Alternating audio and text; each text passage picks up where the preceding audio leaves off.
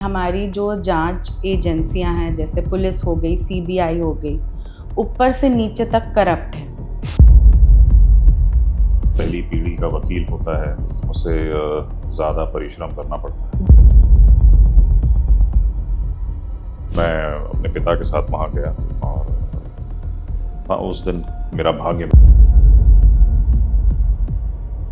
न्यायपालिका हमारी काम करती है, ओवरलोडेड है बेचारे जजेस। मेरा एक और आपसे सवाल था कि जितने हमारे ट्रायल कोर्ट के जजेस हैं, वो सिर्फ एग्ज़ाम पास करके ऊपर बैठ जाते हैं, और जब वो उनकी सरकार बेचारों की नहीं रहती है तो वो पीएमएलए के घेरे में बहुत जल्दी आ जाते हैं। ये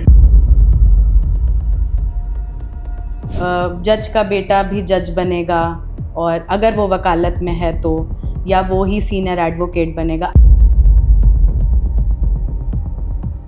बच्चों में और आगे आने वाली नस्लों में ये फीलिंग होनी चाहिए कि The New Indians presents Law and Justice by Vedic Legal in association with Vedic Legal and Company and the Senate of Jurists. नमस्कार, मैं सृष्टि गुप्ता, और आज हमारे कार्यक्रम लॉ एंड जस्टिस में हमारे मेहमान हैं Shri Manu Sharma. Shri Manu Sharma Delhi high court, supreme court और डिस्ट्रिक्ट कोर्ट के जाने माने वरिष्ठ अधिवक्ता हैं। आज हम उनसे न्याय के बारे में कुछ बारीकियां सीखेंगे। तो आइए ले चलते हैं सीधे आपको मनु शर्मा जी से, जो हमें आज आपको कोर्ट की बारीकियों के बारे में कुछ अच्छे से बताएंगे। Welcome sir. Thank you sir, मैं आपसे ये पूछना चाहती हूँ कि क्या वकालत आपका पहला प्यार था, या आप बाय चांस यहाँ आ गए? पहला प्यार तो नहीं था, क्योंकि मेरे जो पिता हैं वो उस समय जब मैं पढ़ाई कर रहा था वो सिविल सर्विसेज में थे, हरियाणा सिविल सर्विसेज में। तो मेरा ऐसा कोई अनुभव नहीं था कि वकालत क्या होती है, वकील क्या होते हैं। और अगर आप 1980 और 90 के दशक में वापस जाएं तो ज़्यादातर माता पिता का एक सपना होता था कि लड़का इंजीनियर या डॉक्टर बने, बिल्कुल, या फिर आईएएस का एग्ज़ाम लिखे और उसी दिशा में पढ़ाई करता।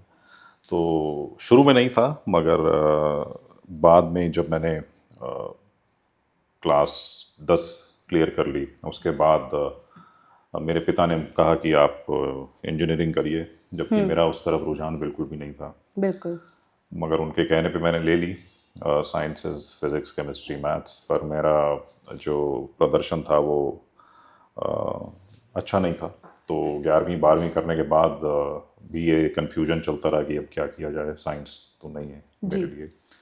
फिर मैंने बीकॉम किया, और बीकॉम करते करते मुझे लगा कि हाँ, ये जो विधि है, जो कानून है, जो वकालत है, उसमें मेरी रुचि थी। मैं अखबारों का अध्ययन करता रहता था और उसमें उस तरह के प्रश्न आते रहते थे कि कोर्ट्स में क्या हो रहा है, क्या नहीं हो रहा है। मुकदमों के बारे में भी काफ़ी पढ़ने लगा, अपने आप रुचि बनती गई। तो बीकॉम के बाद उस समय भी मैं बीकॉम के साथ साथ भी सीए भी कर रहा था। ये सीए का मैंने फाउंडेशन कर लिया था और इंटरमीडिएट कर रहा था। तब दिल्ली विश्वविद्यालय के विधि के फैकल्टी ऑफ लॉ के वहाँ के फॉर्म्स निकले हुए थे, तो मैंने भर दिया, और फिर मैं भर के भूल भी गया कि मैंने भरा हुआ है। फिर उसके बाद जब एक हफ्ता रह गया, तब उस समय मुझे लगा कि सीए भी काफ़ी काम ऐसा है जिसमें दफ्तर में बैठ के सिर्फ गणित करते रहते हैं, जो कि मेरे लिए बोरिंग था। तो फिर मैंने पूरी मेहनत से वो एंट्रेंस टेस्ट दिया। मैं लकी था कि वो क्लियर हो गया एक हफ्ते की पढ़ाई से। फिर मैंने लॉ किया 3 साल का। वर्ष 2003 में मैंने प्रैक्टिस स्टार्ट करी। तो ऐसे पहला प्यार नहीं था, धीरे धीरे हुआ। धीरे धीरे आपको लॉ से प्यार हुआ। तो सर, आप पहली पीढ़ी के वकील हैं अपने यहाँ के, तो क्या उतार चढ़ाव आपने देखे अपनी शुरुआती प्रैक्टिस के दिनों में? कोई अगर दिलचस्प किस्सा हो इससे रिलेटेड तो हमें ज़रूर बताएं। देखिए, ये एक विचारधारा है कि जो पहली पीढ़ी का वकील होता है उसे ज़्यादा परिश्रम करना पड़ता है। ये गलत नहीं है। पहली पीढ़ी के अधिवक्ता को, वकील को परिश्रम ज़्यादा करना पड़ता है। इसमें भाग्य का बहुत बड़ा किरदार होता है जी। इसमें मैं भाग्यशाली था कि शुरू में ही जब मैंने अपनी वकालत की डिग्री ली 2003 में, उसके कुछ समय बाद ही मुझे उस समय के जो दिग्गज ट्रायल के वकील थे क्रिमिनल साइड में, पंडित आर के नसीम, उनके चेम्बर को ज्वाइन करने का मौका मिला और उनके साथ मैंने फिर 4 साल लगाए।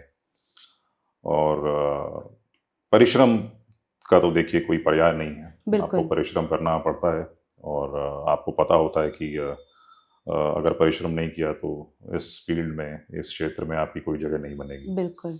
वहाँ पे आपके परिश्रम के अलावा बहुत बड़ा एक योगदान होता है कि अगर आपके माता पिता और परिवार आपको पहले 4-5 साल वित्तीय रूप से एक सपोर्ट दें और मॉरली आपको सपोर्ट करें, क्योंकि शुरू में कोई पैसे नहीं होते हैं। बिल्कुल बिल्कुल।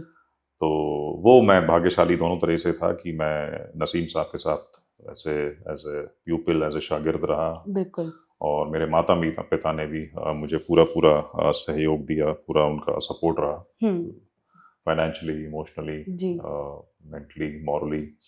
तो वो बनता गया। परिश्रम तो ऑफ कोर्स था ही, मगर ऐसा नहीं है कि पहली पीढ़ी का वकील या अधिवक्ता कामयाब नहीं हो सकता। अगर आप मेरे पिछले 20-21 साल का अनुभव देखें तो जी।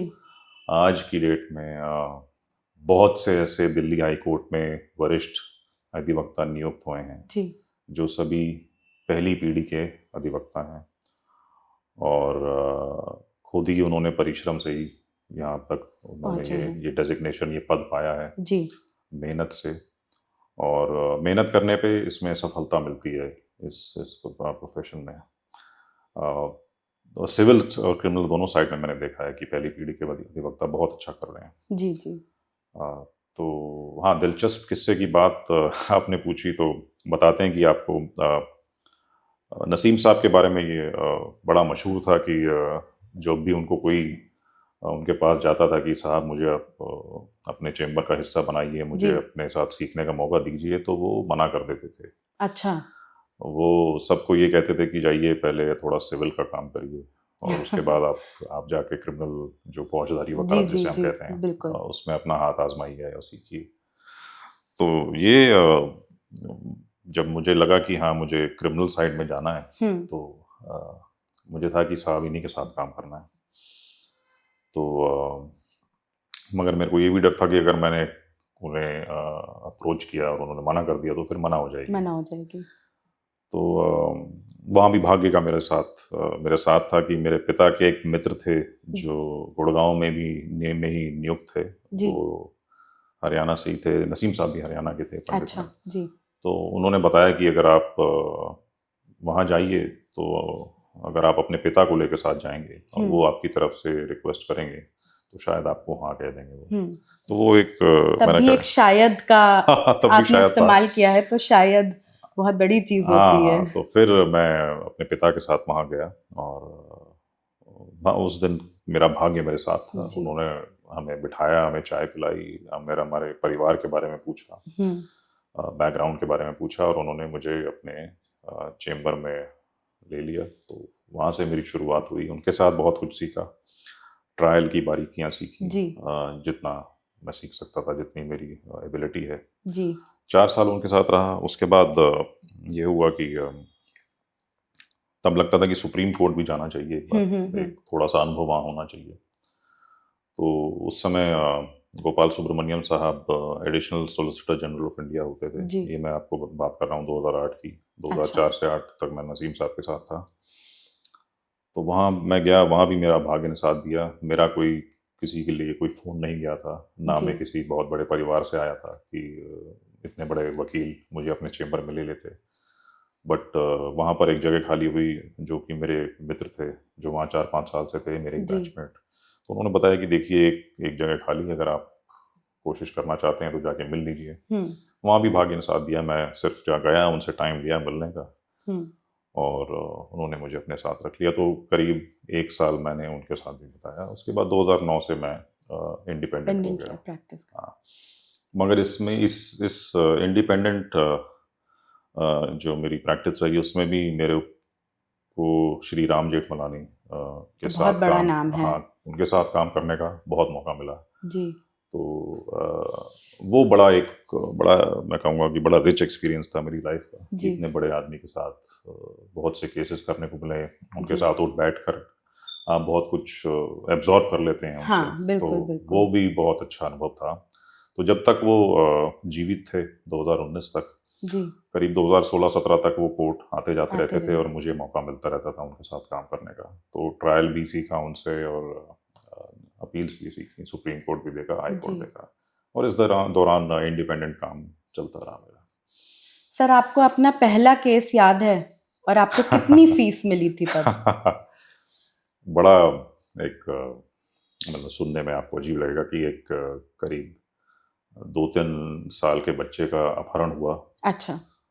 और उसके कत्ल का मुकदमा था। वो मेरा पहला मुकदमा था। तो किडनैपिंग फॉर रैंसम और मर्डर 2 चार्ज, 364 है और 302 भारतीय दंड संहिता के ये चार्ज लगा था मेरे क्लाइंट पे, नाम नहीं लूँगा जी।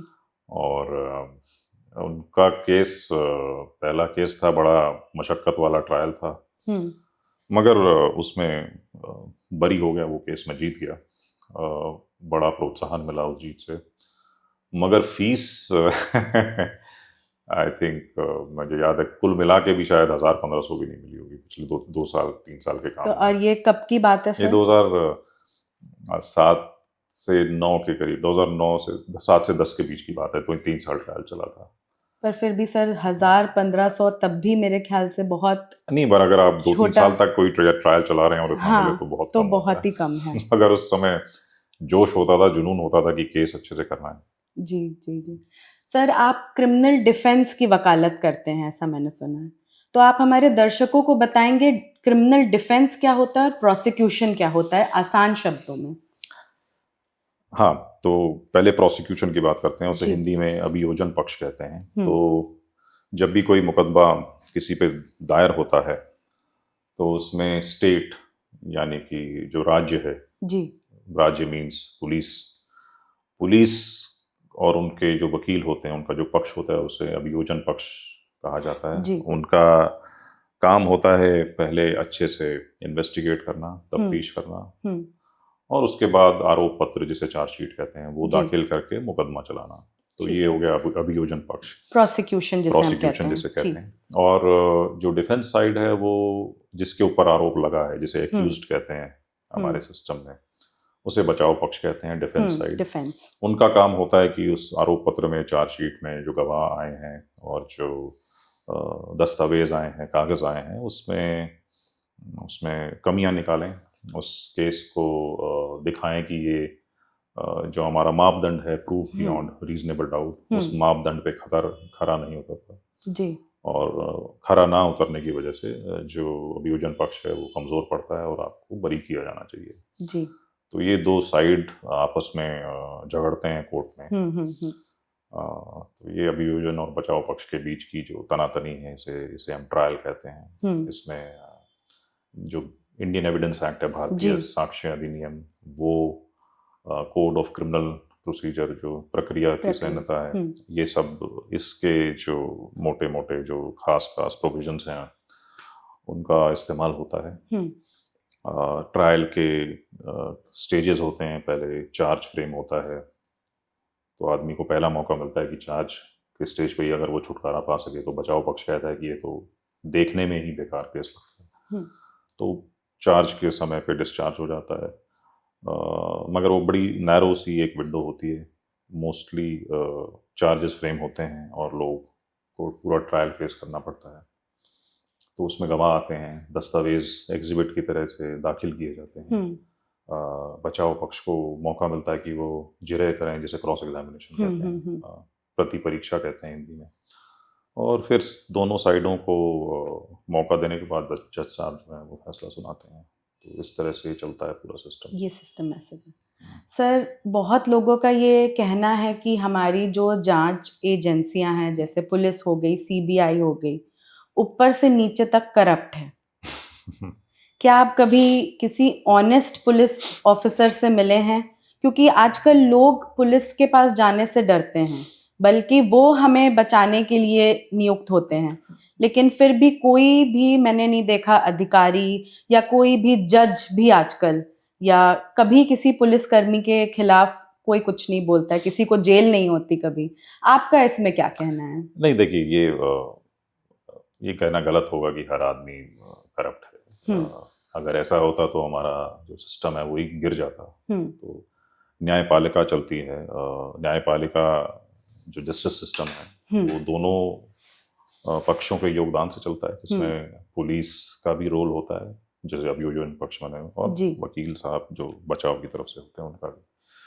तो गलत है ऐसा मेरे अनुभव में। देखिए, हर समाज के हर पहलू में अच्छे बुरे लोग होते हैं, तो ये कोई अलग नहीं है जो न्यायपालिका की जो व्यवस्था है, जो सिस्टम है। तो हो सकता है कुछ पुलिसकर्मियों के लिए इस तरह के आरोप लगे हों कि उन्होंने अपना काम ठीक से नहीं किया, मगर सबको एक ही ब्रश से रंग देना ये गलत होगा। अच्छे लोग भी हैं पुलिस में भी, बुरे भी हैं, वो तो आपको समाज में हर पहलू में मिल जाएंगे। बिल्कुल। और हमारा सिस्टम चेक्स और बैलेंसेस पे चलता है।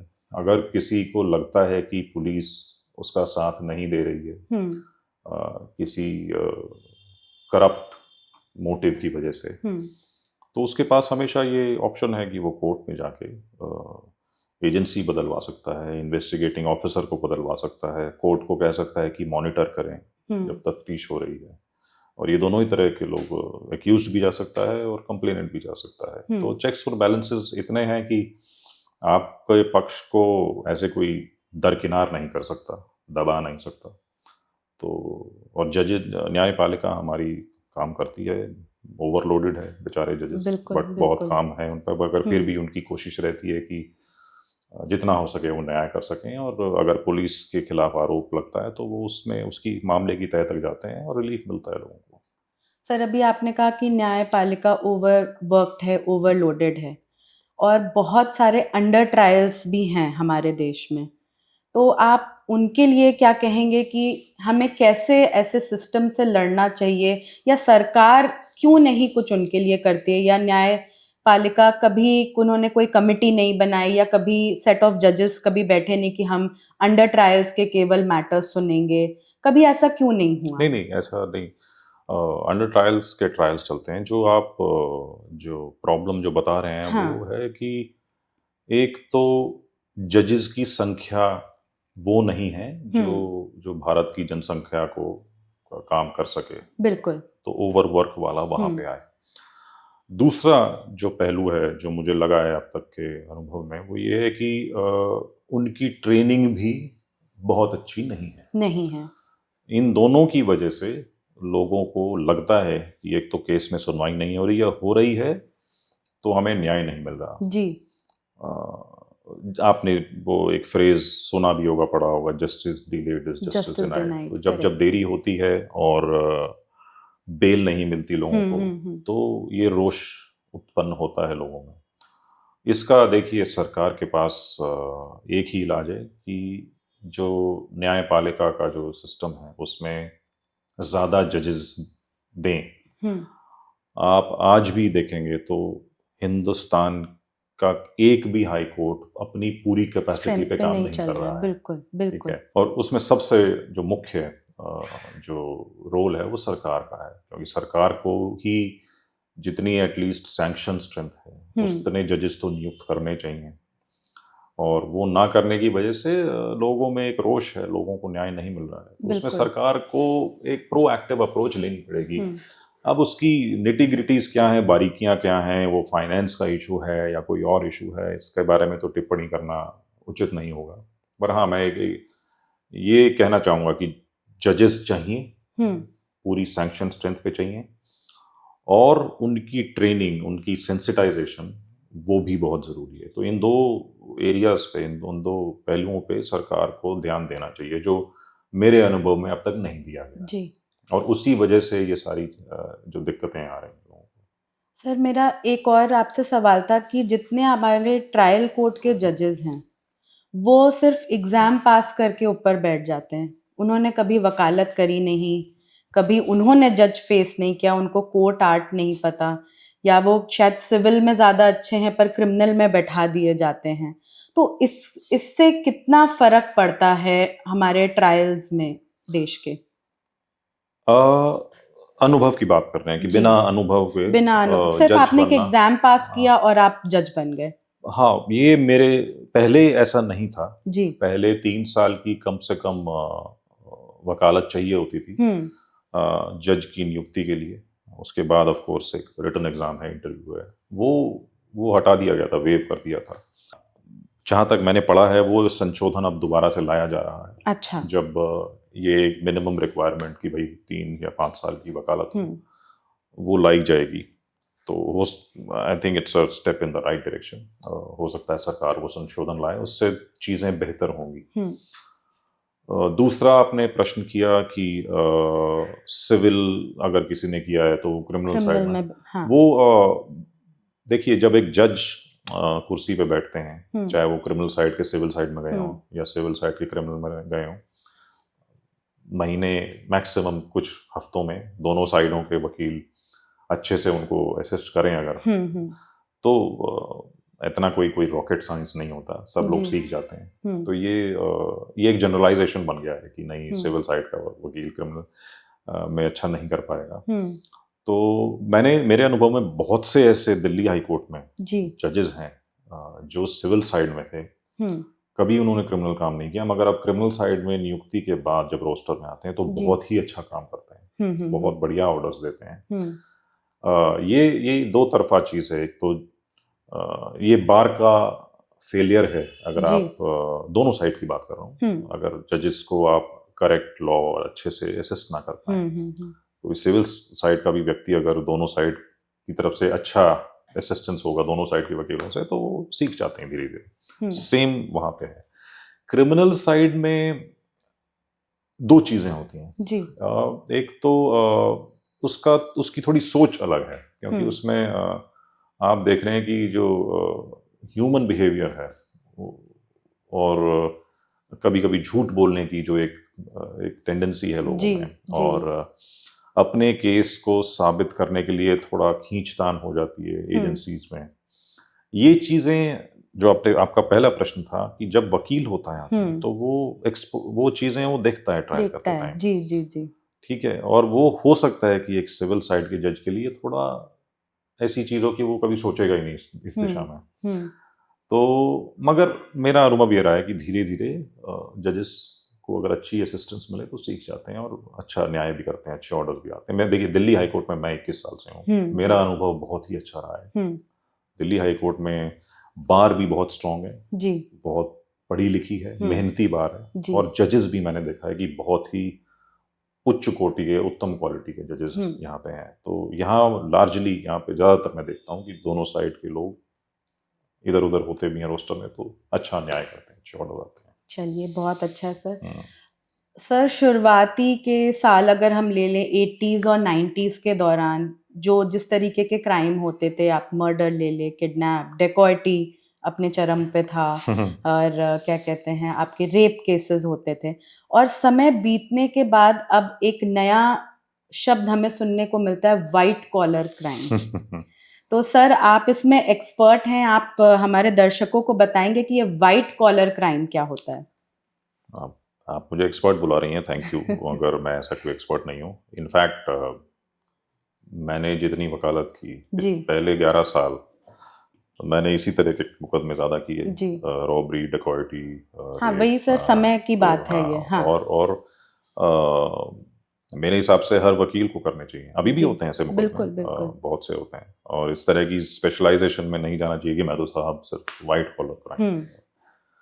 ये एक नया जॉनरा है, एक नया स्पीशीज है जो ज़्यादातर ये मेट्रोपॉलिटन एरियाज में देखने को मिलता है, क्योंकि बिजनेस वहाँ पे है। मतलब बड़े शहरों में आपको देखने को ज़्यादा मिलेगा। छोटे शहरों में जाएंगे तो अभी भी आपको नॉर्मल बॉडी ऑफेंसेस हैं, ये ज़्यादा होती हैं। ये इसलिए क्योंकि जहाँ बिजनेस होगा वहाँ पे मतभेद होंगे दो पार्टियों में। हमारा सिस्टम है, हमारी जो दंड संहिता उसमें केस अगर ज़रा भी फिट हो रहा होता है चीटिंग में या ब्रीच ऑफ ट्रस्ट में, तो लोग बड़े बड़े आसानी से पुलिस में जाते हैं और एफआईआर कराने की कोशिश करते हैं, हो भी जाती हैं कई बार। तो ये वाइट कॉलर में यही आता है, फ्रॉड, चीटिंग, बैंक लोन ले लिया, गलत दस्तावेज पे बैंक लोन ले लिया, या बैंक लोन लिया एक काम के लिए दूसरे के लिए कर दिया।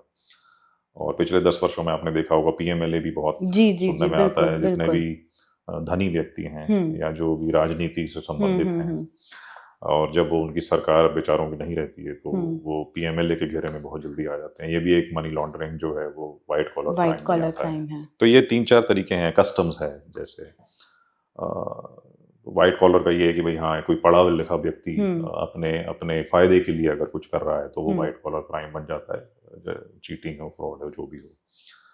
तो ये एक है, इट्स अ गुड एरिया, मतलब बट अभी भी पुराने बॉडी ऑफेंसेस हो रहे हैं, लोग सीख रहे हैं, हर वकील को करने चाहिए। White collar crime of course आए अगर आपके पास तो करिए, प्रिवेंशन ऑफ करप्शन एक्ट है, सब चीज़ें हैं।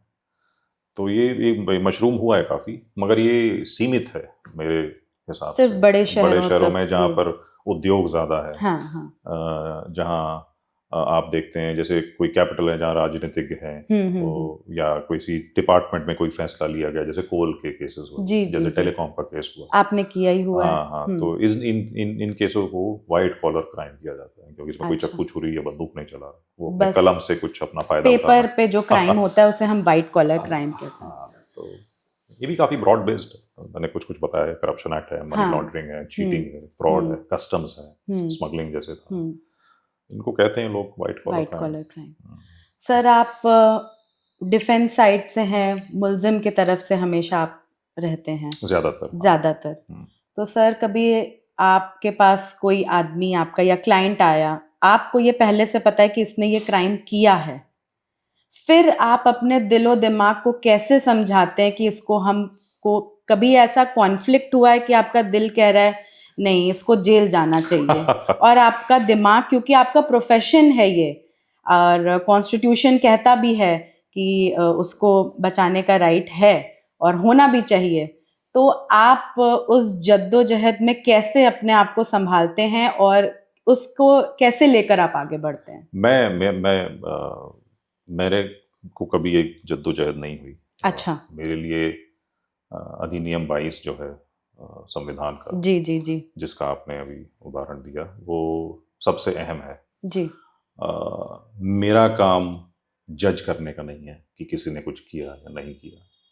मेरा काम है डिफेंस साइड से कि भाई उसको जो बेस्ट पॉसिबल डिफेंस है अधिनियम 22 के अंतर्गत वो दी जाए, और वो भी उस घेरे में होना चाहिए कि आप कोई अनएथिकल काम नहीं कर रहे। अगर अनएथिकल नहीं कर रहे तो संविधान में आपका एक बहुत बहुत खास रोल है डिफेंस लॉयर का, वो कर रहे हैं, तो इस तरह की जद्दोजहद नहीं होती। तो ना मुझे कभी हुई, तो मैं आपको बता नहीं सकता कि मैंने उसको कैसे डील किया। अच्छा, क्योंकि आप न्यूट्रल रहते हैं। मैं न्यूट्रल रहता हूँ, मेरा काम जज करना नहीं है कि किसी ने कुछ किया है या नहीं किया है, अगर वो बताए। लेकिन कभी आपको ये नहीं लगता कि अगर मैंने उसको अभी बचा लिया, इस पे कोई फर्क नहीं पड़ेगा, आगे जाके तो ये फिर भी कुछ ना कुछ करेगा? नहीं, इस तरह का सोच नहीं आती। ऐसे तो किसी को दूसरा जीवन में दूसरा मौका हर आदमी को मिलना चाहिए।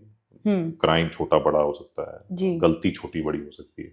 और सर, जो प्रोसिक्यूशन साइड के जो कंप्लेनेंट है, जो विक्टिम हम जिनको कहते हैं, उनके उस समय इमोशंस बहुत हाई होते हैं जब आप बचा रहे होते हैं। आपने कोर्ट में ज़रूर ये देखा होगा, ट्रायल कोर्ट में तो क्लाइंट्स भी आते हैं, not in Delhi high court, but तो आप उस समय जब उन लोगों को देखते हैं या वो आपकी तरफ देखते हैं, तो कभी आपको ऐसा लगता है कि मैं कुछ गलत कर रहा हूँ, या मतलब आज विक्टिम आई है, या कोई अगर रेप का केस है, या किसी का बेटा बेटी मारे गए हैं, कोई फैमिली मेम्बर मरा है और आप उधर अक्यूज साइड से हैं, तो कभी उन इमोशंस को आपने फील किया है उधर की तरफ के, और कभी आप डगमगाए हैं अपने? नहीं, मैं डगमगाया कभी नहीं जी, पर एम्पैथी होती है कि अगर किसी के साथ गलत हुआ है तो वो न्याय मांगने आया है, तो वो है, उनके अधिवक्ता हैं, वो अपना काम कर रहे हैं, मैं अपना काम कर रहा हूँ। पर एक चीज हर अधिवक्ता में होनी चाहिए, सेंसिटाइज्ड होना जी। चाहिए। आपको कभी भी वकील होने के नाते पर्सनली इन्वेस्ट नहीं करना चाहिए, ना अपने क्लाइंट में और ना ही किसी तरह का रोष या नेगेटिव इमोशन दूसरी साइड के लिए होना चाहिए। आपका काम है जो कागज हैं, जो आरोप पत्र है, जो एविडेंस है, साक्ष्य है, उसके आधार पर जो भी आप बेस्ट कर सकते हैं वो कोर्ट में कीजिए। हार जीत जज साहब के हाथ में है। हार जाए तो बहुत दुखी ना हो, बिल्कुल, जीत जाए तो बहुत ज्यादा खुश ना हो जी। वो बैलेंस रखना पड़ता है। ये धीरे धीरे जब आपका अनुभव बढ़ता है तो आ जाता है। बट हाँ, मैंने कभी किसी दूसरी साइड के विक्टिम को कभी किसी मेरे अंदर से कोई उनके लिए कोई बुरी मेरे अंदर विचार नहीं आया। क्योंकि बेचारा किसी के साथ बुरा हुआ है तो न्याय मांगने आया है। मैं अपना काम कर रहा हूँ, उनका वकील अपना काम कर रहा है। तो वो सबसे इम्पोर्टेंट चीज़ जो है वकील होने के लिए वो है अच्छा इंसान होना। तो अगर आप अच्छे इंसान हैं तो आपको वो बाउंड्री अपने लिए बना लेंगे। हाँ, तो वो भी एक ट्रेनिंग का हिस्सा है, वो अपब्रिंगिंग का हिस्सा है। तो पर आप ट्रेन होते हैं और जैसे जैसे आपका अनुभव बढ़ता है तो ये चीज़ रखनी चाहिए दिमाग में कि किसी के लिए आपके लिए अंदर कोई रोष नहीं होना चाहिए। तो वो है तो ठीक है, आप अपना काम कर रहे हैं। सर, एक और नई चीज़ आई है उभरते हुए सालों में, उसको कहते हैं मीडिया ट्रायल। हाँ तो मीडिया ट्रायल, ये जो बड़े हीनियस केसेस होते हैं उनमें जब लोगों का गुस्सा फूटता है और फिर मीडिया उस पर अपनी टिप्पणी देने लगती है, आपने कभी कोई ऐसा केस किया है जो पहले मीडिया ट्रायल जिसका हो चुका है, उसके बारे में कुछ बताइए। हाँ, मैं जैसे आप भाग्यशाली समझें कि वकील होने के नाते मुझे मौका मिला ऐसे केसेस में का हिस्सा बनने का। तो दुर्भाग्य ये है कि क्योंकि मीडिया ट्रायल का बहुत बुरा असर होता है जो कोर्ट में होता है। जी। बहुत से केसेस हुए जब मैं नसीम साहब के साथ था। तो जैसिका लाल केस था, वो हत्याकांड था उस समय का, प्रियदर्शनी मट्टू हत्याकांड था। जी। उसमें मैं बचाव पक्ष की तरफ से था, हालांकि मैं जूनियर था तब। ऐसे ही उपहार सिनेमा कांड हुआ जिसमें बहुत से व्यक्तियों की मृत्यु हो गई। जी। उसमें भी बड़ा एक नेगेटिव इमोशन रहता था। मीडिया भी काफी ब्लेम करती थी। बिल्कुल। तो 2G स्पेक्ट्रम में भी उसमें मैं मेन लॉयर था। उसमें भी बड़ा मीडिया ट्रायल था शुरू में। पर आप देखेंगे कि मीडिया ट्रायल इसके मैं बहुत विरुद्ध हूँ। क्योंकि होता क्या है, आप कोर्ट का फैसला आने से पहले सिर्फ पब्लिक सेंटीमेंट के ऊपर किसी को दोषी करार दे देते हैं और उसका बहुत ही बुरा असर होता है ट्रायल पे, जज साहब के काम करने के तरीके पे। क्योंकि अगर कोर्ट के बाहर इस तरह का कैंपेन चलाया जाए कि ये तो दोषी है, तो जज साहब भी एक इंसान है, उनको वो प्रेशर महसूस होना शुरू हो जाएगा और वो अपना काम अच्छे से नहीं कर पाएंगे। ये प्रश्न उच्चतम न्यायालय और उच्च न्यायालयों में बहुत बार उठ चुका है जी। और कई बार कोर्ट्स ने बोला भी है कि मीडिया ट्रायल नहीं होना चाहिए।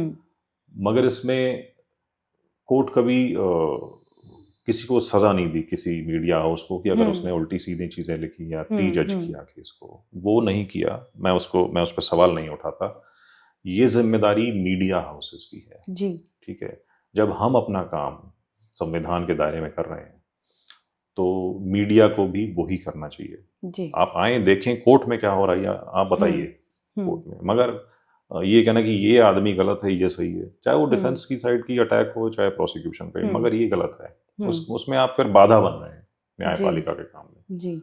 और जैसे ही बाधा बनेंगे उसमें नुकसान सिस्टम का है, व्यक्तिगत नहीं है। देखो, एक व्यक्ति का नुकसान आप आज होगा कल भूल जाएंगे, मगर एक ट्रेंड सेट हो जाता है। हाँ। ठीक है, और उसमें लॉन्ग टर्म नुकसान लोगों का ही है। अगर आज एक आदमी को मीडिया ट्रायल की तरफ वजह से सजा हो गई गलत तरीके से, तो एक ट्रेंड बन गया और कल को एक नहीं 100 और 1000 लोगों को भी हो सकता है। तो ये प्रश्न है कि किस केस को मीडिया उठाल देगा और किसको नहीं करेगा। तो इसके मैं विरुद्ध हूँ और मैं कामना करता हूँ कि उच्चतम न्यायालय कुछ गाइडलाइंस दें इस पे जी। कि ये आपकी बाउंड्रीज हैं, इनको आपको क्रॉस नहीं करना है। बार बार देनी पड़ती हैं, भूल जाते हैं लोग, तो वो आ जाएगा तो मीडिया ट्रायल तो बंद होना ही चाहिए। बहुत ही खराब चीज़ है जी। तो सर कभी आपके ऊपर सरकार से या कोर्ट से कभी कुछ प्रेशर आया है कि आप किसी इस व्यक्ति का आप केस ना लें या ना लड़ें? कभी भी नहीं, कभी भी कि आपको लगे कि नहीं, कोई कभी भी ऊपर नहीं से ऐसा मुझे हुआ। नहीं, ऐसा कभी भी नहीं हुआ। कोर्ट्स, न्यायपालिका बड़े फेयरली अपना काम करती है। वो कोर्ट्स या सरकार से कभी इस तरह का कोई प्रेशर नहीं आता कि आप ये केस ना लें, इसको ठीक से ना करें, ऐसा नहीं होता है। सर अगर जब आप केस हारते हैं और आपके क्लाइंट को सज़ा होती है, तो कभी आपकी जान पे कभी खतरा हुआ या आपकी फैमिली को कभी आपके इस प्रोफेशन की वजह से कोई दिक्कत आई? नहीं, देखिए वकील का काम है अपना बेस्ट देना। दुर्भाग्य से कई वकील काम पाने के लिए या काम अगर कोई केस मिल गया तो उसे रखने के लिए जी कई बार अपने जो मुवक्किल हैं उनको उनकी उम्मीदें झूठ पे बढ़ा देते हैं, झूठ बोल देते हैं, केस की सही स्थिति को नहीं बताते कि भाई ये खराब केस है, आपको सजा भी हो सकती है। वहाँ पे इस तरह का गुस्सा मुवक्किल में हो सकता है कि भाई आपने तो बोला था। तो वहाँ इस तरह की स्थिति उत्पन्न होती है। मैंने शुरू से खराब केस को क्लाइंट को खराब बता दिया, अच्छे को अच्छा बता दिया। अगर आप ये पारदर्शिता कायम रखेंगे, अपने क्लाइंट को बिल्कुल सच्ची और सीधी तस्वीर दिखाएंगे, तो इस तरह का कोई गुस्सा या इस तरह का कोई रिएक्शन आता नहीं है। तो वो डिपेंड करता है, वो निर्भर करता है कि आपका अपने क्लाइंट से कितने फ्रैंकली आप चल रहे हैं, उसको सही बता के चल रहे हैं कि भाई आपका केस खराब है, आपको सजा भी हो सकती है, तैयार रहिएगा मानसिक, आपकी बेल डिसमिस भी हो सकती है। जब आप ये करेंगे, मेंटेन करेंगे, तो इस तरह की स्थिति नहीं उत्पन्न होगी। मेरे साथ तो कभी नहीं हुई। मैं तो कभी केस हारा भी तो भी क्लाइंट ने कहा चलिए कोई बात नहीं, आपने बता दिया था यही होना था। तो वकील कभी नहीं हारता, तो क्लाइंट हारता है। वकील की वजह यह है कि केस हारने के बावजूद भी अगर क्लाइंट कहे कि साहब मुझे आपसे कोई शिकायत नहीं है और आपने जो किया तो वो एक अच्छी ट्रेनिंग वकील की होती है। अच्छे चेम्बर्स, अच्छे व्यक्तियों के साथ जब काम करते हैं आप, तो आप ये कल्चर है, ये आप एब्जॉर्ब कर लेते हैं कि क्लाइंट को हमेशा सच और सही बोलना। बिल्कुल सर, ये भी कहा जाता है कि गरीब के लिए न्याय बहुत महंगा है और अमीर को बहुत आसानी से मिल जाता है, उसके लिए बहुत आसान है। ऐसा क्यों है सर? ये देखिए, ये पूरी तरह ना तो सही है, ना ये पूरी तरह गलत है। हमारा सिस्टम में वकील हर तरीके के हैं। मेहनती, जो ना मेहनत करने वाले हैं, कामयाब और मीडियम लेवल कामयाब और नाकामयाब जी। उसी तरीके से जो वकीलों का एक फीस स्ट्रक्चर चलता है, ठीक है, तो गरीब व्यक्ति बेचारा नहीं कर पाता, अच्छे वकील को एंगेज नहीं कर पाता, पैसे नहीं है बेचारे के पास। तो हो सकती है ये फीलिंग आती है कि भाई साहब अगर अच्छा वकील मेरे तरफ से पेश होता तो शायद मेरा अंजाम ठीक होता, शायद मैं जीत जाता। और अमीर व्यक्ति अब अच्छा वकील अफोर्ड कर सकते हैं तो वो कर लेते हैं, तो उनका केस अच्छे से कंडक्ट होता है। मगर हमारे सिस्टम में एक बहुत अच्छी चीज़ है, अब किसी भी लेवल पे जाएं, चाहे supreme court, high court, district court, एक legal services authority, legal services committee है जी, जहाँ पे अच्छे वकील पैनल पे होते हैं और गरीब व्यक्ति का बिल्कुल मुफ्त केस लड़ते हैं। तो जैसा कि मैंने कहा कि सरकार की तरफ से एक अच्छा कदम था, न्यायपालिका की तरफ से बहुत अच्छा कदम है। एक लीगल सर्विसेज अथॉरिटी एक्ट है हमारा जी, जिसमें पहले देखा जाता है कि गरीब आदमी की श्रेणी में कौन आ रहा है और उसको मुफ्त कानूनी सलाह और कोर्ट में उनके लिए वकील नियुक्त किए जाते हैं। हो सकता है, मैंने ऐसा ही मैंने कहा कि ना ये पूरी तरह सही है, ना ये पूरी तरह का। गरीब आदमी को भी अच्छे वकील लीगल सर्विस अथॉरिटी की तरफ से पेश होते हैं तो न्याय मिलता है। कई बार वो गलती कर जाते हैं और या उन्हें अवेयरनेस नहीं है, उनको नहीं पता है कि कैसे करना है, तो बेचारे मात खा जाते हैं। तो बट ये 50-50 है, ऐसा नहीं है कि सिर्फ अमीर आदमी को ही न्याय मिलता है और गरीब को नहीं मिलता है, गरीब को भी मिलता है। इनफैक्ट कई बार अमीर व्यक्ति मीडिया ट्रायल के घेरे में बहुत जल्दी आ जाता है जी, और उसके साथ अन्याय हो जाता है। बिल्कुल बिल्कुल। तो सर जैसे कोर्ट में बहुत होता है, आप भी अब सीनियर काउंसिल हैं, कि इस जज के यहाँ इस सीनियर का चेहरा चलता है, इनको लेके चलो, ये आम लोगों में भी ये चीजें बाहर आने लगी हैं, तो सर ये कितना सही है? बहुत मामूली परसेंटेज होगा ये। अच्छा। देखिए, जब इस तरह की टिप्पणी की जाती है तो ये हमला जजेस के ऊपर है, वकील के ऊपर नहीं है कि इन जजेस के सामने ये वकील साहब चलेंगे, इनके आगे नहीं चलेंगे, ऐसा कुछ नहीं है। हमारी न्यायपालिका बड़े फेयरली काम करती है। जूनियर वकील को भी रिलीफ मिलता है, सीनियर को भी मिलता है, केस अच्छा है या केस बुरा है उस बेसिस पे।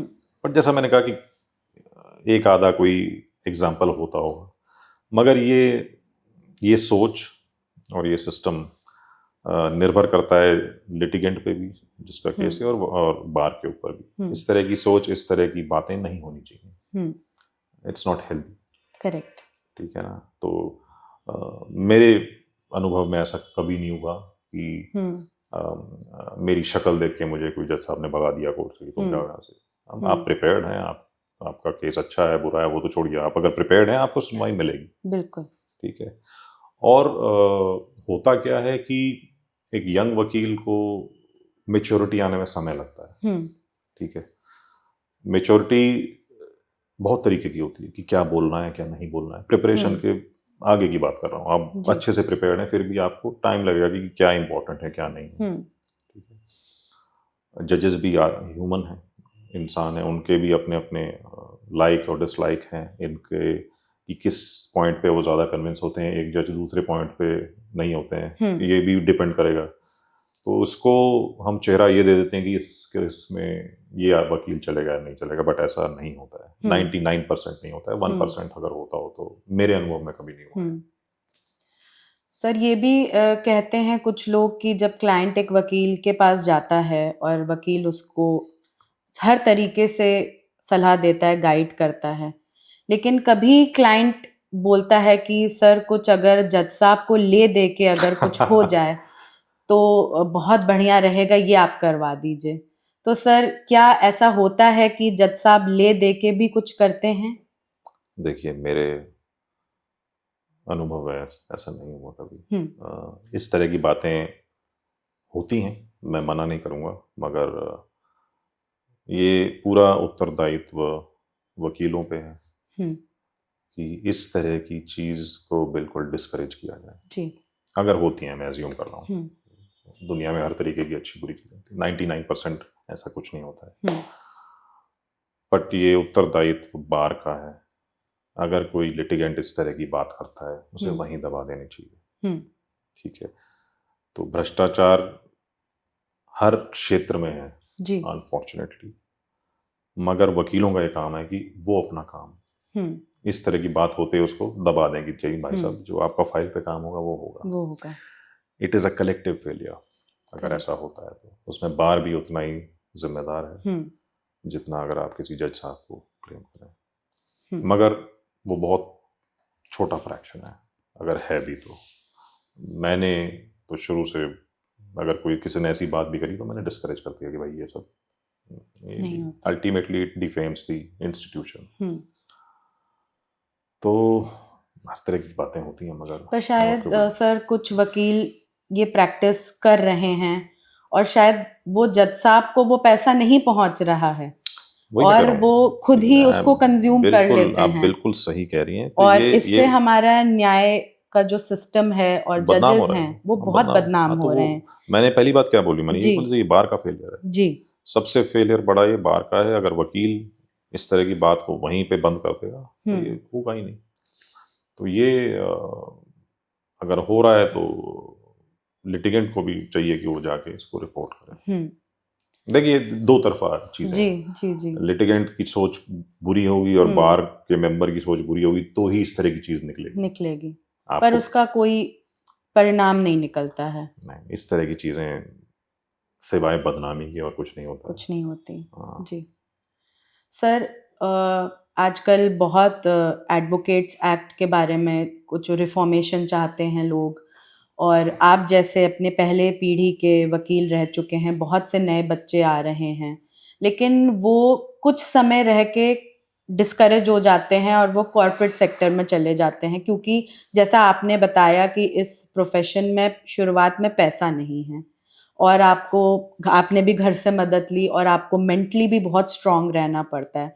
तो आप क्या एडवाइस देना चाहते हैं हमारे युवा दोस्तों को जो वकालत करना चाहते हैं लेकिन उनके पास कोई गाइडेंस नहीं है, और वो कैसे इसमें आगे बढ़ें, वो उसको छोड़ें ना? परिश्रम के अलावा कोई भी चीज इस पेशे में आपके काम नहीं आती। परिश्रम के साथ साथ आपको धैर्य रखना होता है, पेशेंस रखना होता है, समय लगता है जी। मगर आप परिश्रम के साथ चलते रहेंगे तो दुनिया की कोई ताकत आपको रोक नहीं सकती सफल होने से। अब धैर्य कैसे होगा वो तो आदमी को खुद स्ट्रांग होना पड़ता है। अगर कुछ बच्चे हैं जो 2-3 साल में डिस्करेज हो गए और चले गए, उसमें मैं उनका फेलियर मानूंगा नंबर 1, और सिस्टम का भी। तो थोड़ा सपोर्ट रहना चाहिए, जैसे सीनियर वकील को भी उतना बेयर मिनिमम देना चाहिए अपने जूनियर्स को, जिससे उनका काम चलता है। मैं आ रही थी कि वो जो पैसे की दिक्कत, वो बड़े बड़े कॉलेजेस से पढ़ के आते हैं और फिर जब ये होता है कि आप क्या काम कर रहे हो, क्योंकि लिटिगेशन में मैंने सुना है कि कोई वक्त नहीं होता काम का, कोई ये 9 to 5 जॉब नहीं है। किसी दिन आपको पूरे दिन काम करना पड़ता है, किसी दिन आप नहीं भी काम करते तो भी चल रहा है। तो उस वजह से तो आप बताइए कि ये जो पैसों की दिक्कत है, या इसको कैसे हम मिटिगेट कर सकते हैं, या इसका क्या सोल्यूशन निकल सकता है? इसमें देखिए, हाँ, आई थिंक ये बात उच्चतम न्यायालय में भी एक टिप्पणी आई थी, जो उस समय मुख्य न्यायाधीश थे चंद्रचूड़ साहब जी। उन्होंने बोला था कि जो नए बच्चे हैं जो वकालत में आते हैं उनको एक बेयर मिनिमम स्टाइपेंड मिलना चाहिए। मैं उसके पक्ष में हूँ, ताकि माँ बाप से सपोर्ट लेने के अलावा उनका खुद का भी कॉन्फिडेंस बना रहे। तो एक वो है, एक सरकार की तरफ से भी कुछ कदम हो सकते हैं कि एक फंड बनाया जाए जिससे जो गरीब घर का बच्चा है जो वकालत में अपना हाथ आजमाना चाहता है उसको कुछ सपोर्ट मिले जी। पर अल्टीमेटली देखिए, ये धैर्य का काम है और परिश्रम का काम है। आप वकील कामयाब बनते हैं या नहीं, वहाँ भी आपकी मानसिक शक्ति का रोज इम्तिहान होता है जी। तो ये बहुत लंबी दौड़ है। इसमें अल्टीमेटली जो यंग आदमी है, बच्चा है, उसको शुरू से ट्रेनिंग अपने आप के लिए होनी चाहिए कि मुझे लगे रहना है, I have to keep walking regardless of good and bad days, regardless of ups and downs. हाँ, उसमें जो योगदान सीनियर का हो सकता है वो होना चाहिए। सर, आपको ऐसा लगता है कि जो हमारी जितनी निचली कोटें हैं वहाँ पे बहुत सारा हिंदी का रिकॉर्ड आता है? आजकल के बच्चे हिंदी पढ़ना नहीं चाहते हैं, बोलना नहीं चाहते हैं, लेकिन बहुत ज़रूरी है। हम और आप भी हिंदी में ही बात कर रहे हैं। बिल्कुल। हम इसीलिए बात कर रहे हैं ताकि लोगों को हमारी बात बहुत अच्छे से समझ में आए। तो इसके लिए आप क्या कहना चाहते हैं? ये चीज़ हम हायर कोर्ट्स में क्यों नहीं प्रैक्टिस करते हैं कि हम हिंदी में बहस करें? वो तो देखिए संविधान में संशोधन करना पड़ेगा क्योंकि जो ऑफिशियल भाषा है हाई कोर्ट और सुप्रीम कोर्ट की वो इंग्लिश है जी। वो हमारे कॉलोनियल दिनों से चली आ रही जी। मैं उसके विरुद्ध नहीं हूँ कि आप हिंदी में बहस करने का भी उसमें एक ऑप्शन होना चाहिए कि जो व्यक्ति नहीं बोलना चाहता या नहीं बोल सकता उसको मौका मिलना चाहिए कि भाई English is not a parameter of your ability, it should not be. Hindi मैं ये भी मानता हूँ कि भारतीय होने के नाते हर बच्चे को आनी चाहिए। ये हमारी मातृभाषा है, हमें इस पे गर्व भी होना चाहिए। ये एक तरह की एक पिछले, क्योंकि हम गुलाम रहे अंग्रेजों के जी। तो लोगों को लगने लगा कि अंग्रेजी यहाँ है और हिंदी यहाँ है जी। ये गलत था। ये जो बदलाव आएगा वो परिवार के स्तर पे शुरू होगा।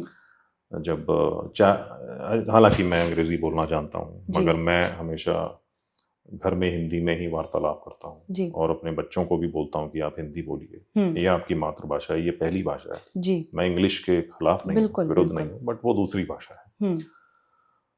तो हिंदी की जो प्रमोशन है वो परिवार से शुरू होगी, उसमें फिर विद्यालय का भी बहुत बहुत अहम रोल होगा। आजकल मैं देख रहा हूँ जैसे मेरे बच्चे दोनों लड़के श्री राम स्कूल में जाते हैं, वहाँ शुद्ध हिंदी में आपको पढ़ाया जाता है। बड़ी उनकी हिंदी उस हिंदी से बेहतर है जिस तरह की हिंदी मैंने अपने स्कूल में पढ़ी। अच्छा। तो हिंदी पे ध्यान अब दिया जा रहा है जी। इवन जो अंग्रेजी माध्यम के जो स्कूल हैं वहाँ भी। तो परिवार और स्कूल का रोल अहम है, और बच्चों में और आगे आने वाली नस्लों में ये फीलिंग होनी चाहिए कि हमारी सभ्यता किसी सभ्यता से नीचे नहीं है, ना हम ऊपर है ना नीचे हैं। बिल्कुल। और जब ये फीलिंग आएगी आपके अंदर कि हम भी इक्वल हैं, हम अंग्रेज से ना ऊपर है ना नीचे, हमें किसी को नीचा नहीं दिखाना। बिल्कुल। तो चाइना देखिए, चाइना का जो नेशनलिज्म है वो यही है, वहाँ रशियंस, तो वहाँ हर आदमी अपनी भाषा बोलता है और उनको कोई रोक नहीं सका है। वो भी अब दुनिया के लीडर हैं दोनों देश। बिल्कुल। तो ये काम परिवार से शुरू होगा, विद्यालय में जाएगा, और वो कल्चर जब आएगा बच्चों में तो हिंदी में होगा। और जब वो स्टेज आ जाएगी तो हो सकता है कि वो संशोधन लाया जाए कि ठीक है इंग्लिश भी बोलिए, इंग्लिश में एड्रेस करिए कोर्ट में, मगर हिंदी में भी अगर आप बहस करना चाहते हैं तो आपको कोई रोकेगा नहीं। बिल्कुल। तो मनु शर्मा जब वकालत नहीं कर रहे होते हैं तो क्या कर रहे होते हैं? अपने परिवार के साथ समय बिताना जी। और मैं पढ़ता भी हूँ कभी कभार जब अगर समय मिल जाता है। मतलब आप फाइलों के अलावा भी और पढ़ना चाहते हैं? मेरी कोशिश रहती है कि मैं कुछ उपन्यास पढ़ लूँ या कोई किताब पढ़ लूँ। मुझे पसंद है कि जो बड़े बड़े बुद्धिजीवी हुए हैं उनकी जीवनी का पढ़ने का अगर मौका मिलता है तो वो पढ़ता हूँ। फिल्में भी देखता हूँ, मुझे फिल्म किस तरीके की फिल्में आपको पसंद है? मुझे ड्रामास पसंद है। अच्छा। मैं ज़्यादा सुपर हीरो वगैरह तो नहीं मैं देख पाता, शायद मेरी एज भी हो गई है। तो ड्रामा अगर है, जैसे पुरानी फिल्में हैं वो देखता हूँ, जो उपन्यास पे आधारित होती हैं उस तरह की फिल्में मुझे ज़्यादा पसंद आती हैं, जिसमें ह्यूमन इमोशन होता है, कहानी होती है। तो ये 2-3 चीज़ें हैं जो मैं करता हूँ। मैं ट्रैवल भी एक अच्छा करना पसंद करता हूँ, जब छुट्टियाँ हो जाती हैं तो मैं घूमने भी जाता हूँ काफ़ी। जी। तो सर ये जितनी वेब सीरीज आ रही हैं जो ज़्यादातर ये आपके हाई फाई मैटर्स पे बनती हैं, तो आपके किसी मैटर पे कोई वेब सीरीज आई हो जो हमारे दर्शकों को देखना चाहिए, कुछ आपका भी पहलू उसमें हो अगर? मैंने सुना था कि एक उपहार कांड पे नेटफ्लिक्स में बनाया था, मैंने देखा नहीं है वो। Trial by fire. हाँ, वो आया था। मुझे नहीं पता कि वो कितना एक्यूरेट है, पर सर फिर आपको देखना चाहिए, तो फिर मैं देखूंगा जब अगर मैं उसके बारे में बता सकते हैं कि देखिए फिल्मी दुनिया और असल दुनिया में तो बहुत फर्क होता है। और देखिए अगर कोई फिल्म या सीरीज बनाता है तो उसका ये होता है कि उसमें थोड़ा बहुत मसाला ऐड करके अगर इंटरेस्टिंग दिलचस्प बनाऊंगा तो पैसे ज्यादा मिलेंगे, जो टीआरपी ऊपर जाएगी, ज्यादा व्यक्ति उसको देखेंगे। तो कहीं ना कहीं वो एक्यूरेट नहीं होता, बट मैं कह नहीं सकता। एक ये सुना था, और एक वो जेसिका लाल पे एक फिल्म बनी थी, नो वन किल्ड जेसिका, वो मैंने देखी थी जी। वो बिल्कुल ही परे थी जो एक्चुअल कोर्ट में हुआ था, और उससे जी उसका जो रूपांतर था वो ज़्यादा ड्रामेटिक ज़्यादा था, नाटकीय ज़्यादा था। तो उसमें तो जो ट्रायल दिखाया था वो काफ़ी बिल्कुल ही परे था जो एक्चुअली होता है उससे। बिल्कुल। तो बट जैसा मैंने कहा कि उनका काम है थोड़ा लोगों के इमोशंस को ट्रिगर करते हैं वो, ट्रिगर करना, अपना पिक्चर को बेचना, अपनी सीरीज को बेचना। उसमें कहीं ना कहीं जो सत्य होता है वो एक विक्टिम बन जाता है। तो सर जिसने आपके दोस्तों ने या आपके रिलेटिव्स ने अगर ये सीरीज देखी और उनको ये पता है कि आप ये मैटर कर चुके हैं, तो कभी किसी ने आपसे बोला कि तुम इसको क्यों बचा रहे थे, ये ऐसा आदमी निकला या ये ऐसा हुआ? ये अक्सर होता है, अब ज्यादा नहीं होता, बट हाँ जब मैंने काम शुरू किया और मैं डिफेंस साइड से ट्रेनिंग करने लगा तो होता था। पर अब धीरे धीरे जो मेरे मित्र हैं, मेरे परिवार के लोग हैं, वो समझ गए हैं कि भाई ये आदमी बेचारा ये अपना एक छोटी सी ड्यूटी कर रहा है संविधान के अनुसार जी, तो ये पूछना तो उचित नहीं है कि क्यों कर रहे हो। एक तो आप एक बड़ा अच्छा काम कर रहे हैं, संविधान का में अपना रोल निभा रहे हैं और एक अपनी जीविका कमा रहे हैं जी, कुछ गलत नहीं कर रहे हैं। हम कोई उल्टा सीधा काम करके किसी को कोई रिलीफ नहीं दिला रहे। बिल्कुल। जो आपने बातें करी भ्रष्टाचार की, वो है बात जिसमें आपत्ति होनी चाहिए। जब तक आप ईमानदारी से अपना काम कर रहे हैं, इस तरह का कोई पहले आता था मगर अब लोग समझ गए हैं, लोग अब जागरूक भी हो गए हैं। बिल्कुल सर, पहले ये कहा जाता था कि जुडिशरी इंडिपेंडेंट है, सरकार का उसमें कोई इंटरफेरेंस नहीं होना चाहिए, और भी एक नया शब्द आ चुका है नेपोटिज्म कि जज का बेटा भी जज बनेगा, और अगर वो वकालत में है तो, या वो ही सीनियर एडवोकेट बनेगा। आप पहली पीढ़ी के वकील हैं, तो क्या आपने अपने साथ कुछ अन्याय होते हुए कभी देखा कि नहीं मुझे इस जगह पे होना चाहिए था क्योंकि वो जज साहब के बेटे उनको आगे कर दिया? मैं दिल्ली हाई कोर्ट का उदाहरण दे सकता हूँ जहाँ मैंने अपने 21 वर्ष बिताए। कभी एक बार भी ऐसा नहीं हुआ मेरे अंदर ऐसी धारणा आई हो कि मैं क्योंकि किसी वकील या जज परिवार से नहीं आया तो मुझे किसी तरह की बुरी ट्रीटमेंट मिली। कभी भी नहीं हुआ ऐसा। अब बाकी हाई कोर्ट में क्या होता है मुझे नहीं पता, मगर हाँ दिल्ली का जो वर्क कल्चर है बड़ा, it's very cosmopolitan in nature. People are rewarded based on their merits. ठीक है, होते हैं फैमिली ऑफ लॉयर्स से भी लॉयर्स आते हैं जी। जजेस साहब जो हैं पहले रहे हैं अभी हैं, उनके भी बच्चे वकालत करते हैं जी। मगर मैंने कोई वो नहीं देखा कि प्रेफरेंशियल ट्रीटमेंट किसी को मिल रही है। कभी आपको कोई डिसएडवांटेज कभी फील नहीं हुआ? You know, in fact, if you look at the latest list of seniors who got designated, many of them are first generation. If you look at the list of judges who are serving on the Delhi High Court, many of them are first generation lawyers who went on to become judges. So it's more highlighted, more talked about because it's a juicy topic for people to say yeah nepotism है या कोई भाई भतीजावाद है। मगर होगा भी तो जैसे मैंने कहा बहुत थोड़ा बहुत फ्रैक्शन होता होगा, बाकी मेहनती आदमी को यहाँ पे पूरा रिवॉर्ड मिलता है। आपने जैसे बताया कि आपके 2 लड़के हैं, तो क्या वो भी आके वकालत करेंगे कि आपने उनको फ्रीडम दे रखी है? नहीं, ये कभी भी किसी पे थोपना नहीं चाहिए। नंबर 1, ना किसी को इसलिए वकालत करनी चाहिए कि मेरे पिता वकील हैं जी, वो नेपोटिज्म होगा। हाँ, यही मैं जानना चाह रही थी। ये एंटाइटलमेंट बच्चों में आपको देख के कभी लगता हो अभी तक तो बहुत छोटे हैं, अभी छोटे हैं, 13 और 9 साल के हैं अभी। आगे जो करेंगे उनके वो फ्री हैं जो करना चाहें। ना मैं अपनी तरफ से बोलूँगा, ना उनके अंदर से ये फीलिंग आनी चाहिए कि मुझे कोई फायदा होगा इनका बेटा होने की वजह से जी। अपनी मेहनत पे ये वकालत कॉर्पोरेट लॉ के बारे में मैं नहीं जानता, मगर जो कोर्ट रूम जो रियल वकालत जिसे हम कहते हैं, चाहे सिविल लॉ क्रिमिनल, ये बड़ी परफॉर्मेंस बेस्ड है। आपकी मेहनत और आप कैसे बोलते हैं, कैसे कंडक्ट करते हैं। ये आदमी किसी को थाली में परोस के नहीं दे सकता, इसमें वर्षों लगते हैं बिल्कुल उस स्टेज पे आने पे कि वो ठहरा हुआ है आदमी, ये वो अच्छे से बहस कर सके। तो वो उनके ऊपर है, अगर करना चाहेंगे, उनको लगेगा कि हाँ हम 20 साल लगा सकते हैं और उसमें कुछ महारत हासिल कर सकते हैं, वो करें। और आपका सपोर्ट तो हमेशा ही रहेगा? हाँ, सपोर्ट हाँ जो भी हो सकता है वो रहेगा, जैसे मेरे माता पिता ने मुझे सपोर्ट किया, बाकी मेहनत तो उन्हीं की है। बिल्कुल बिल्कुल। तो मनु शर्मा एडवोकेट से मनु शर्मा सीनियर एडवोकेट का जो आपका सफ़र है, उसमें क्या उतार चढ़ाव आपने देखे? देखिए, ये उतार चढ़ाव सीनियर जो वरिष्ठ अधिवक्ता का जो पद है, ये बड़ी कड़ी मेहनत के बाद ही मिलता है।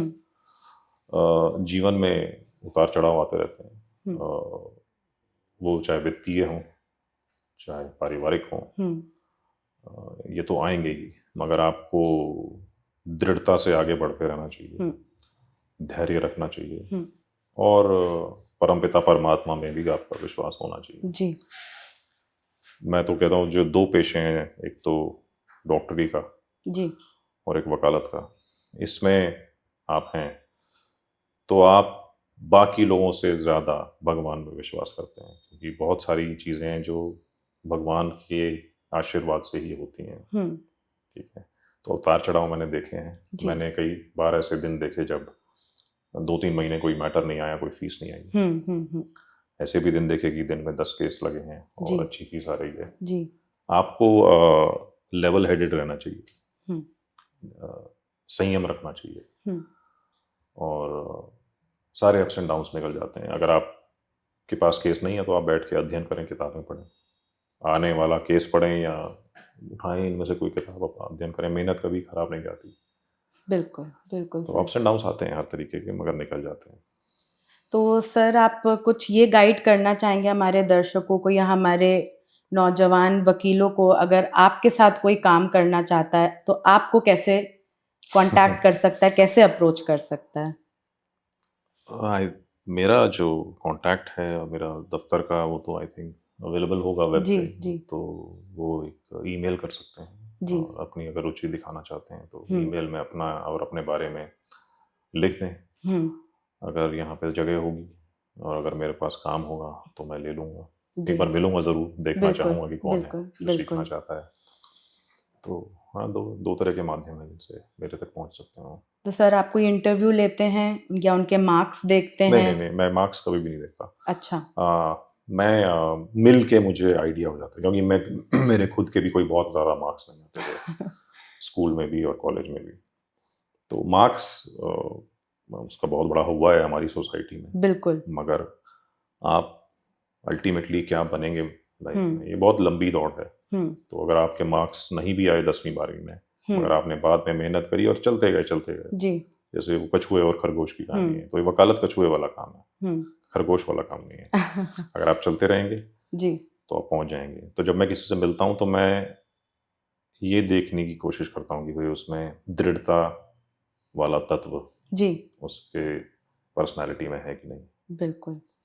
और इतना थोड़ा हम जान लेते हैं, अब इतना अनुभव हो गया है कि कौन सीरियस है, कोई गंभीरता से लेने वाला है या नहीं है। जी।